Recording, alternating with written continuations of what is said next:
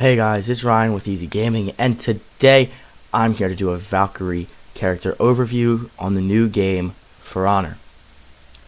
The Valkyrie was not in the open beta, so many players that did play the open beta and don't have the main game probably won't recognize this character very well.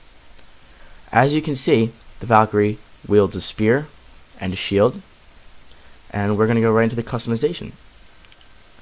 Just like all the other 9 characters that were in the beta and the 2 others that were recently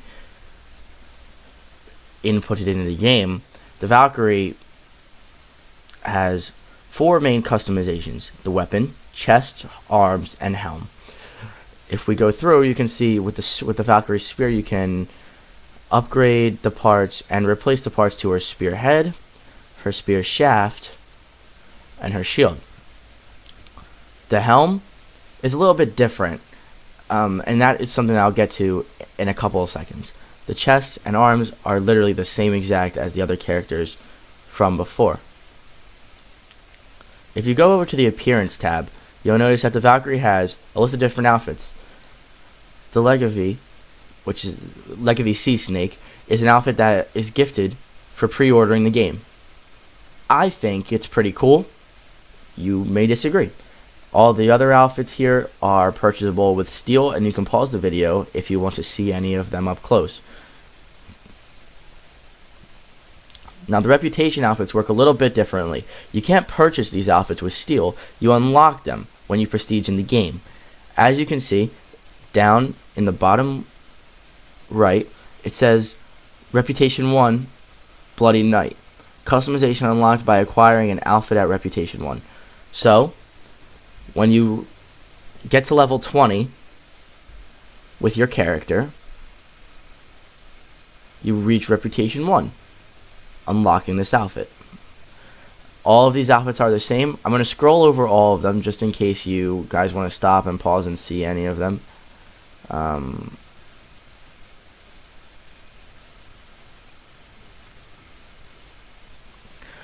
Now, unlike the original 9 characters from the open beta, the Valkyrie can only be a female. You can change her skin color, sure, but you cannot change her gender like you can the other 9 main heroes. Now let's move over to the abilities tab. Here you can see effects, emotes, executions, and feats. The first 4 feats are the ones we'll go over, and then I'll scroll over the rest. The first 4. Number 1, Rush. Trigger to gain movement speed for a short duration.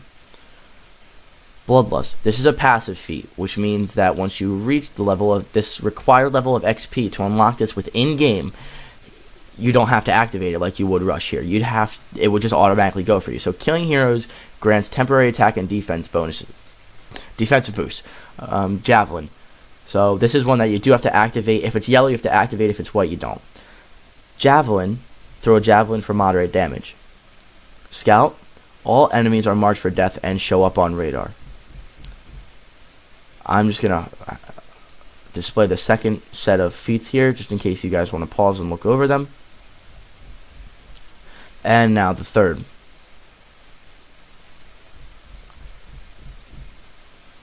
If you don't have this game, and if you do have it but don't play the game mode Dominion, you still may know, but probably don't. This here, Regenerate, this set is the best set you could have. Not just because it's third, but because all of these abilities are actually godlike. Gain health and stamina when you kill another hero, and it's passive, so you don't have to activate it. It just comes, and getting your first feat is relatively easy. You should get it within the first 4 minutes of playing. It's very simple to get your first feat. Juggernaut, you're slowed and gain high damage reduction. That's great. You're slowed, but let's say you're slowed. You sit on a point, right? You sit on a zone. Then you gain 2 points for your team a second because you're defending the zone, and your damage reduction goes up a shit ton. So basically, if you're getting hit, it's doing like a quarter of the regular damage. So it's so easy to defend zones like that, and you just can't run. You're not like slowed.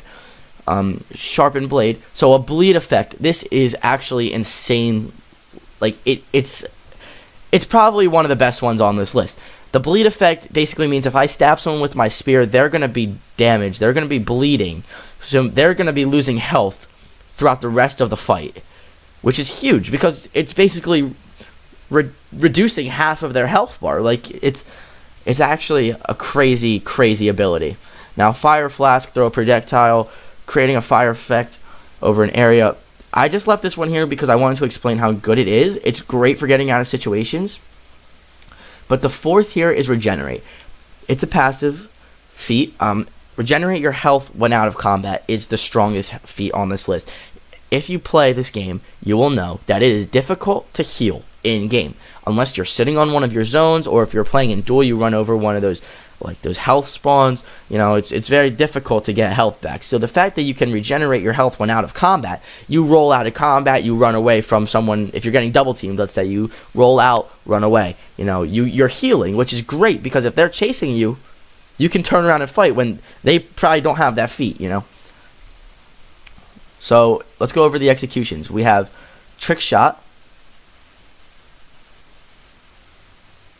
Aim for the Head, Plant Your Flag, which by far I think is the coolest one here, and Get the Horns, which also is let's just, it's brutal, man. It's fucking brutal. Now to the emotes. The free roam and combat emotes are a bit different. This one is Feels Good Man. This is obviously in free roam. This blows, Nothing to See, and Skyward Spear. In combat, we have Let's Go, Not Bad at All, Salute, and You Like This. Now, lastly, we move on to the effects. We have the Sunbeam effect here, which is a Ubisoft club, which basically for pre-ordering the game, just like the Leg of the Snake. Which, I don't even care if it's just for pre-ordering. Like, I think it's pretty cool. Hold on, I keep accidentally going off of it. Then you have Darkness, which is also a pretty cool one.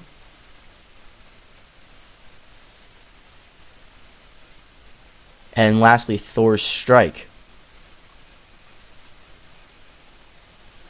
Now, I'm not going to go over the execution and emote effects just because they're the exact same as the one I just showed you on top of the executions I just showed you. If you guys would like for me to make a separate video of just For Honor executions, which I was actually thinking about doing, just leave a comment and let me know. Well, that seems like it's it. Thank you guys for watching so much. If you'd like me to do any other characters or all the characters, anything with For Honor or other games, please leave a comment. Please like, subscribe. This has been Ryan with Easy Gaming, and I'll see you later.